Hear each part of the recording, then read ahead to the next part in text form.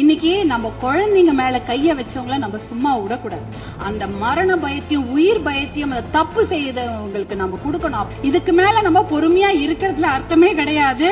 பொறுமையா கேஸ் ஆடிக்கிட்டே போலாம், பொறுமையா வெளில வந்துடலாம். இந்த கோர்ட்லனா அந்த கோர்ட், அந்த கோர்ட்ல அதுக்கு மேல கோர்ட்னு பொறுத்தது போதும். நம்ம இனிமேல் பொங்கித்தான் எழ வேண்டும்.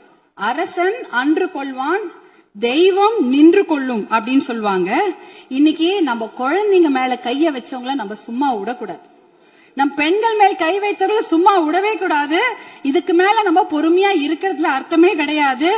துபாய், அரபு நாடுகள் இல்ல சிங்கப்பூர் போன்ற நாடுகள்லாம் இப்படிப்பட்ட கொடுமையான குற்றங்களை செய்தவர்களுக்கு உடனடியாக சட்டப்படி மரண தண்டனை கொடுக்கிறார்கள்.